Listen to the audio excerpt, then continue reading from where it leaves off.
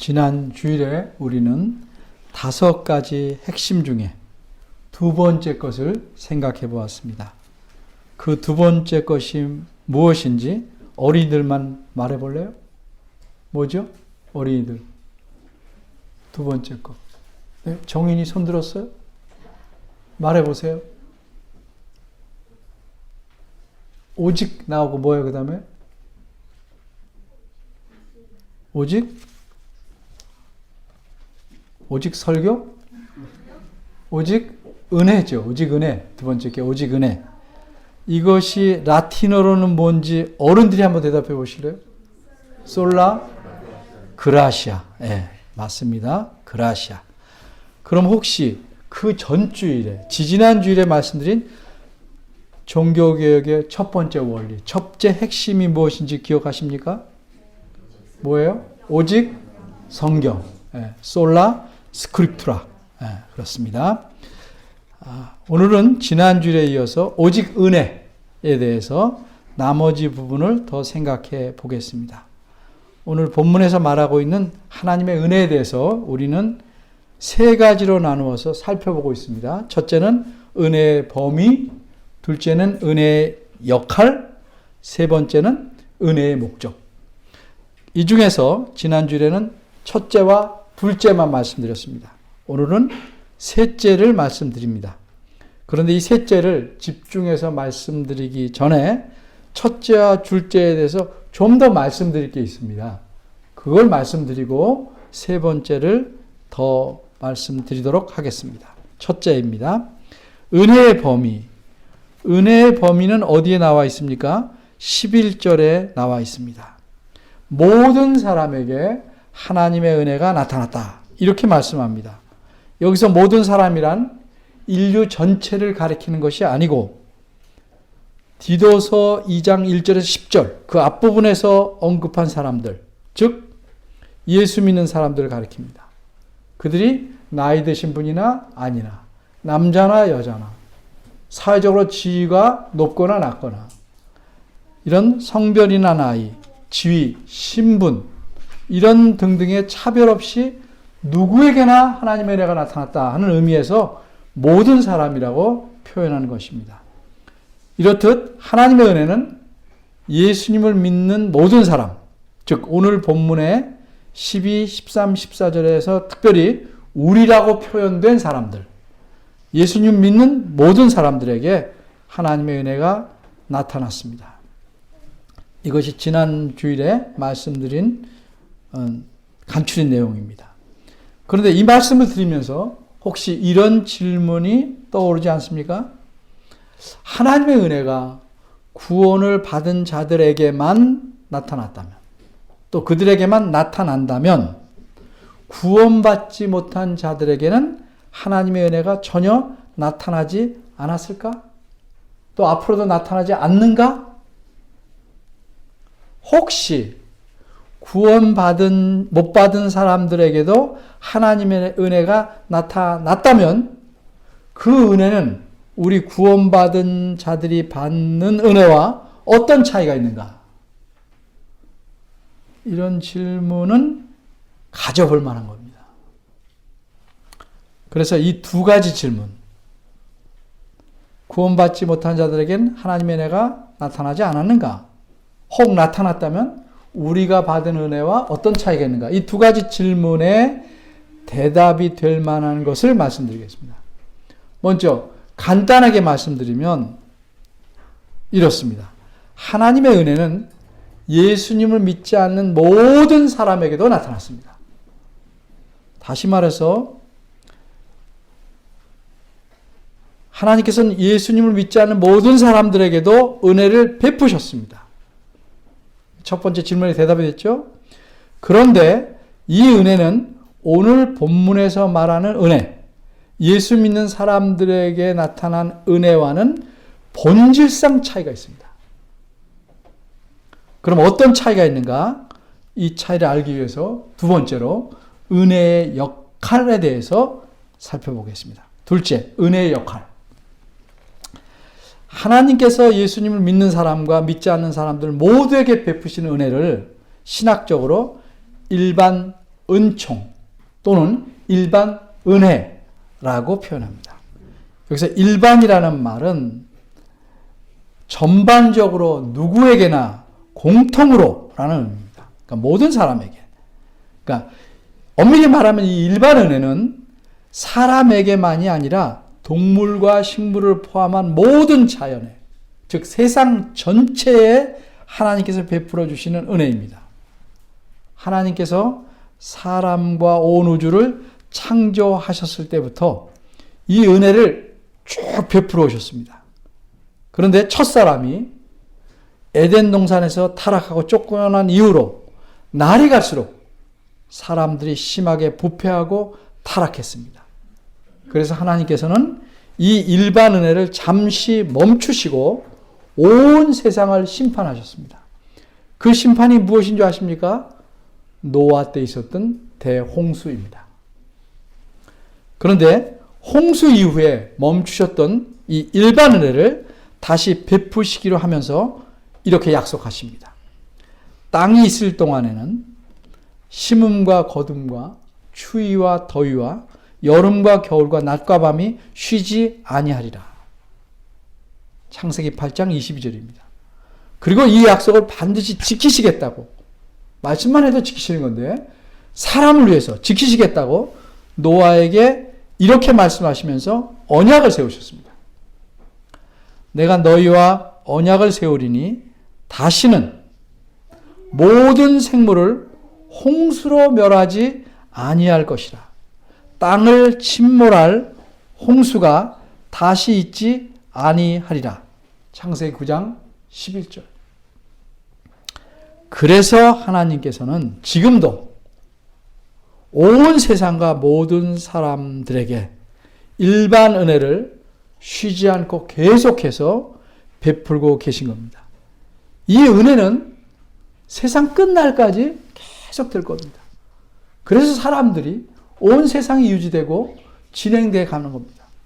따라서 이 일반 은혜는 이 세상과 사람, 자연이 살아가게 만드시는 보존하시는 은혜입니다. 이 보존이 일반 은혜가 하는 역할입니다. 그러니까 일반 은혜를 베푸신 목적은 뭐냐? 이 세상, 지으신 세상, 사람, 자연을 보존시키는 겁니다. 마지막 날까지. 그런데 이 일반 은혜 외에 또 다른 은혜가 나타나는데 그것을 신학적으로는 특별 은총 혹은 특별 은혜라고 말합니다. 이 특별 은혜가 바로 오늘 본문에서 말하는 우리에게 나타난 하나님의 은혜입니다. 이 은혜는 11절에서 말씀한 바대로 구원을 주시는 하나님의 은혜입니다. 따라서 이 은혜는 사람으로 예수님을 믿게 하는 은혜입니다. 그리고 12절 말씀처럼 은혜로서 구원 얻은 자들을, 즉 예수님을 믿는 자들을 양육하는 은혜입니다. 구원을 주시고 구원받은 자를 양육하는 은혜. 이것이 특별 은혜의 역할입니다. 그리고 이렇게 말씀드리고 정리하자면 하나님께서 모든 사람에게 다 주시고 있는 은혜는 일반 은혜라고 하는데 그건 보존하시는 은혜입니다. 그리고 특별히 오직 예수님을 믿는 사람에게만 나타나시고 계속 주시는 은혜를 특별 은혜라고 하는 겁니다. 자, 그럼 세 번째, 이제 오늘의 본론입니다. 은혜의 목적. 이제 우리가 생각할 것은 하나님께서 인류 전체가 아니고 특별히 어떤 사람에게만, 다시 말해서 예수 믿게 하시고 예수 믿은 사람에게만 베푸시는 은혜, 구원하시고 양육하신 은혜를 주시는 목적이 무엇인가? 이런 특별한 은혜를 주는 목적이 무엇인가? 이 목적에 대해서는 12절과 13절이 자세하게 말씀합니다. 이걸 우리가 차근차근히 살펴보도록 하겠습니다. 먼저 12절입니다. 그 목적을 우리말 성경에서는 12절 끝에서 이렇게 풀어서 말했습니다. 이 세상에 살고. 이렇게 풀어서 번역상 어쩔 수 없이 풀어서 번역했습니다. 그런데 원어대로 설명하자면 이 특별한 은혜를 우리에게 주시는 목적은 우리가 이 세상에서 살게 하기 위하여입니다. 우리가 이 세상에서 살게 하기 위하여. 이게 특별한 은혜를 주시는 목적입니다. 사실 엄밀히 말하면 모든 사람이 세상에서 태어납니다. 사람들이 어떻게 생각하든 하나님은 모든 사람이 태어날 때 나름대로 계획과 또 뜻이 있어서 태어나게 하시는 겁니다. 근데 그 사람들이 세상에 태어나니까 그 사람들이 모두 이 세상에서 살아가도록 하시려고 태어나게 한 것입니다. 그런데 특별히 예수님 믿는 사람들에게 하나님께서 은혜를 주신 목적도 12절을 보면 이 세상에서 살게 하기 위하여라고 말씀했습니다. 똑같은 말 같은데 왜 똑같이 썼을까?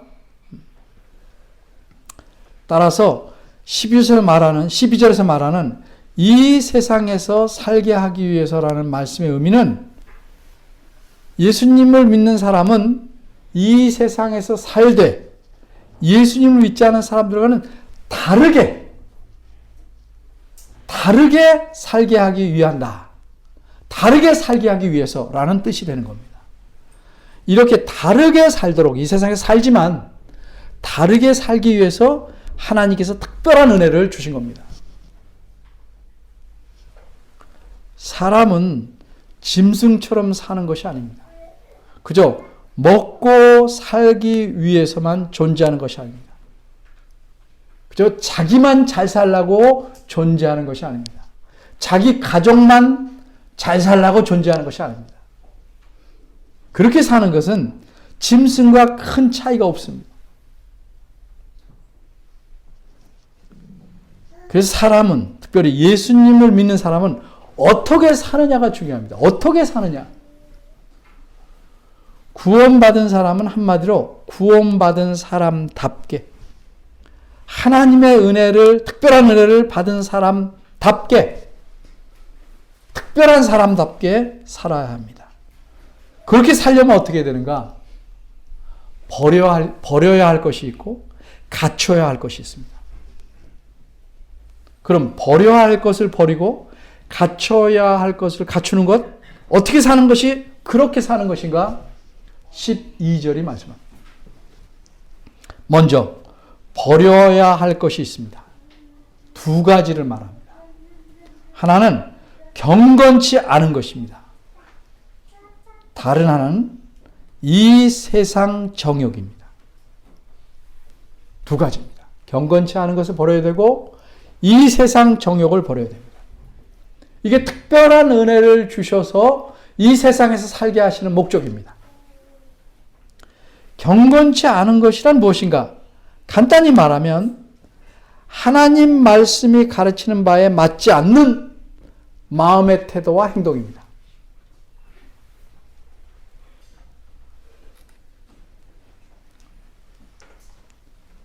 그것이 무엇인가? 예를 들면 2장 1절에서 10절 사이에 이미 예를 많이 들었어요. 그 중에 몇 가지만 고르면 3절에 참소치 않는 것입니다. 참소하는 것, 경건하지 못한 겁니다. 또 8절에 몇 가지 예만 드는 겁니다. 바른 말을 하지 않는 것, 경건하지 않은 겁니다. 또 9절에 불순종하는 것, 경건하지 않은 겁니다. 참소하는 것이 뭡니까? 남을 헐뜯고 비방하고 험담하고, 바른 말 하지 않는 게 뭡니까? 욕하는 겁니다. 욕하는 거, 상소리하는 거, 거짓말하는 거, 불순종하는 거, 하나님 정당한 일에, 요구에 순종하지 않는 것. 이런 것들이 경건하지 못한 것의 대표적인 예입니다. 그렇게 경건하게 살라고 2장 1절에서 10절까지 말하고 그 이유를 11절부터 얘기하는 겁니다. 이 경건치 않은 것을 버려야 합니다. 그러면 이 세상의 정욕이란 뭔가? 하나님 말씀에 맞지 않는 것을 바라는 겁니다. 그런 욕심. 하지 못하게 하면 더 하고, 갖지 못하게 하면 더 하는 마음이 타락 이후로 우리 안에 있어요. 하나님 말씀에 맞지 않는 것을 바라고 소유하고 싶어 하는 욕심, 이게 이 세상 정욕입니다. 사람이 하고 싶은 것이 얼마나 많습니까? 그런데 하고 싶다고 무엇이든지 다 바라고 무엇이든지 다 행할 수는 없습니다. 과연 내가 원하고 하려는 것이 이 세상의 정신을 따르고 있는 건지 하나님 말씀에 합당한 것인지를 잘 살펴봐야 합니다. 예를 들어서 우리가 왜 사치를 피합니까? 왜 허영을 피합니까? 이 세상의 정신을 따르는 것이고 하나님 말씀에 맞지 않는 걸 따르는 겁니다. 그래서 그런 걸 피해야 됩니다. 그래서 이 세상의 정신을 따르는지 하나님 말씀에 합당한지를 살펴보지 않고 뭘 바라고 행하면 그것은 십중팔구 이 세상의 정욕을 따르는 것이 되고 맙니다.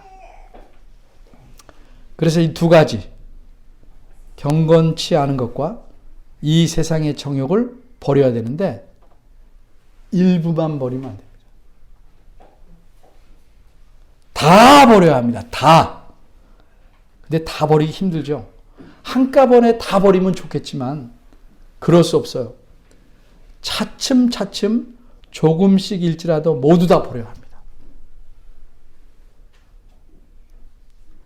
그렇게 돼가는 과정을 우리가 거룩해진다? 성화라고 합니다. 성화. 마지막 날은 아무것도 안 가져갑니다. 다 버리고 가요. 내가 버릴 수 없으면 다 버리고 가게 됩니다. 근데 버리고 가는 그 순간까지 다 갖고 싶어 해. 끝까지 이 세상 정욕으로 사는 겁니다. 반드시 버려야 할 이 두 가지를 야고보 사도는 뭐라고 표현하냐면 정결하고 더럽지 않은 경건이라는 한마디로 표현했습니다. 한마디로 묶어서 이렇게 표현합니다. 누구든지 스스로 경건하다고 생각하며 이 정도면 경건하다 이렇게 생각할 수 있죠. 그렇게 생각하며 자기 혀를 재갈 먹이지 아니하고 참소하고 바른 말 하지 아니하고 쉽게 말하면 그렇게 해서 자기 마음을 속이면 자기가 경건하다 그러고도 생각하면 그 사람의 경건은 헛것이다. 하나님 아버지 앞에서 정결하고 더러움이 없는 경건은 이렇게 혀만 재갈 먹이는 게 아니고 행동으로도 나타나야 되는데 곧 고아와 과부를 그 환난 중에 돌아보고 또 자기를 지켜 세속에 물들지 아니하는 이 세상 정욕에 물들지 않는 이것이니라.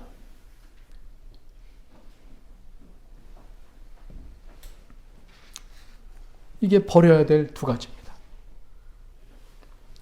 그 다음으로 갖춰야 할 것이 있습니다. 하나님의 은혜로 구원을 받고 그 은혜로서 양육을 받는 예수님 믿는 사람들은 어떤 것을 갖춰야 되는가? 어떤 태도로 갖추고 살아가야 되는가?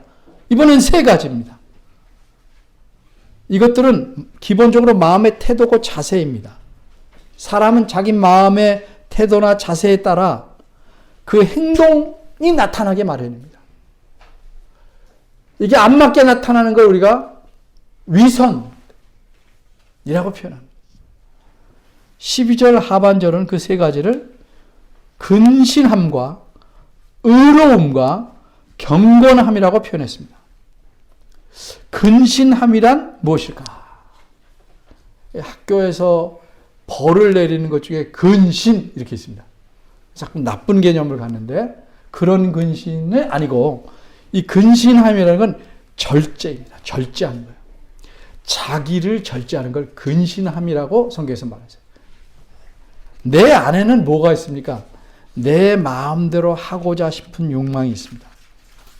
내가 내 마음대로 하는데 뭐가 문제냐?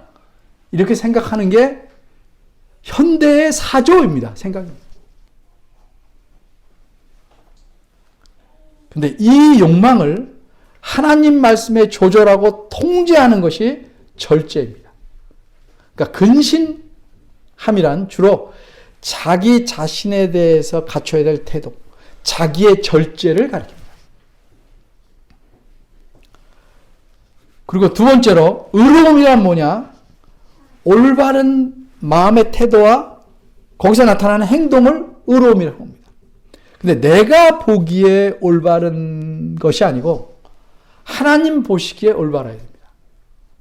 하나님 보시기에 올바른 건 뭐예요? 하나님 말씀에 비추어 볼 때 올바른 태도와 행동을 취하는 것, 이게 의로움입니다. 성경에서 말하는 죄 없다 함, 여기서 그 의로움이 아닙니다. 근데 이 하나님이 보시기에 의로운 거기 때문에 이 의로움에는 그 마음의 동기까지 포함되는 겁니다. 따라서 이 의로움은 주로 남들에 대해서 갖춰야 될 덕목입니다. 사람들은 내가 의로운 태도와 행동을 해도 알아주지 않습니다. 모릅니다. 오히려 오해받을 때도 적지 않습니다. 하지만 우리는 하나님 앞에서 삽니다. 남들의 시선을 의식하지 않고 하나님 앞에서 의로운 동기와 태도와 행동을 갖춰야 합니다. 끝으로 경건함이란 뭐냐? 앞에서 좀 설명했으니까 이 경건함을 하나님에 대해서 우리가 취해야 할 면에 대해서만 조금 더 말씀드리겠습니다. 이것은 내가 좋아하고 사람들이 좋아하는 방식과 태도로 하나님을 대하는 것이 아니라 하나님 말씀에 따라 하나님을 공경하고 예배하는 것입니다. 하나님에 관해서는. 예를 들면 하나님께서 이미 10계명, 특히 1에서 4계명을 통해서 하나님을 어떻게 섬겨야 할지를 분명하게 명령하셨습니다. 기억하기 위해서 간단히 말하면 1계명에서는 오직 하나님만 섬기라고 하셨습니다. 이 말은 뭐예요? 예수님 말씀을 덧붙이면 돈은 섬기지 말라. 돈을 의지하지 말라 이게. 2계명에서는 하나님을 우상을 섬기듯 섬기지 말라는 거죠. 내가 이렇게 드렸으니까 거기에 걸맞는 것을 내놓으시오. 그 우상하게 하는 짓입니다. 투자합니까?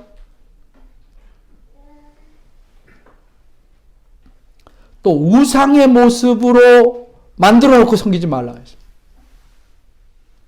세 번째 계명은 하나님의 이름을 망령되이, 이거 헛되이란 말인데 일컫지 말라 했어요. 이거 무슨 말이에요? 하나님의 이름을 함부로 팔지 말라. 하나님을 오히려 합당하게 예우하라는 명입니다.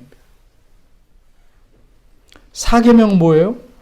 압축하면 엿새 동안은 내 할 일을 힘써 다하고 7째 날은 하나님의 날이니까 하나님을 예배하고 섬기는 일에 집중해서 그날을 사용하라는 겁니다. 이렇게 바른 이해를 갖는다면 10계명의 10가지 명령과 가르침대로 살아가는 것이 곧 근신함, 절제와 의로움과 경건함을 갖추고 살아가는 겁니다. 그래서 10계명을 잘 이해하는 것이 매우 중요합니다. 이제까지 오늘 준비한 말씀을 정리했습니다. 이제 마무리합니다. 오늘 본문에서 무엇을 알 수 있습니까? 하나님은 참으로 특별하고 큰 은혜를 우리에게 베푸셨다. 그런 하나님이에요. 이 은혜는 평생을 지속한다고 제가 말씀드렸습니다. 구원을 주시고 우리를 양육하시기 때문에 평생을 끊임없이 내려주신다는 거죠. 그럼 이렇게 하나님께서 우리에게 은혜를 주신 목적이 무엇인가? 그 목적을 오늘 일부만 살펴봤습니다. 그 목적이 뭔지 정리하자면 그 목적은 우리를 구원하시고 양육하셔서 하나님의 자녀답게 이 세상에서 근신하며 절제하며 의롭고 경건하게 살아가도록 하기 위함입니다. 그리스도인이 아닌 사람과 다르게 하나님 말씀에 따라 살아가도록 은혜를 주신 겁니다. 이렇게 살아가는 것이 하나님을 기쁘시게 하는 거고 하나님께 영광 돌리는 삶입니다.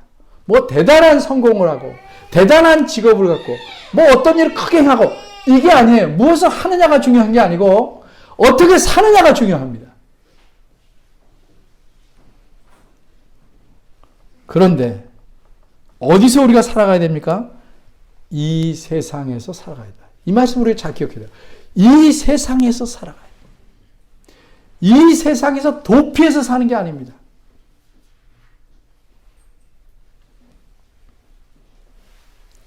이 세상은 어떤 세상입니까? 타락 이후로 하나님을 무시하고 외면하고 적대적인 세상입니다. 따라서 디모데후 후서 3장 12절에서 사도 바울이 말씀한 대로 이 세상에서 살아가려면 우리에게 핍박이 있을 수밖에 없습니다. 디모데후서 3장 12절에 뭐라고 말씀했습니까? 무릇 그리스도 예수 안에서 경건하게 살고자 하는 자는 버릴 거 버리고 갖출 거 갖추고 살려는 자는 핍박을 받으리라. 이제 우리는 이 세상에 살면서 선택을 해서 살아야 됩니다. 하나님의 은혜를 받았지만 비유해서 말하자면 그 은혜를 쓰레기처럼 내버리고 내 마음대로 이 세상 정욕을 따라 살아갈 것인지 아니면 핍박을 각오하고 하나님 말씀대로 절제하며 의롭게 경건하게 이 세상에서 살아가야 할지 선택해야 합니다. 한 번 선택해서 계속 그렇게 사는 게 아니에요. 매 순간 그렇게 선택해 가야 됩니다. 때론 실패하지만 은혜가 우리를 다시 세웁니다. 늘 선택해서 그렇게 살아가야 됩니다. 그 과정이 거룩해 돼가는 과정입니다. 여러분은 어떤 선택을 하시겠습니까? 제가 바라기는 하나님께서 기뻐하시는 선택을 하고 한 걸음 한 걸음 하나님 나라를 향해 걸어가는 분이 되길 바랍니다. 그러면 그분은 여러 가지 유익이 있지만 특별히 이런 유익이 있다고 저는 장담합니다. 하나님께서 평생토록 은혜를 주고 계시다는 이 은혜, 그걸 크게 맛보고 살게 됩니다. 그리고 모든 일에 감사하게 살 수 있게 됩니다. 기도하겠습니다.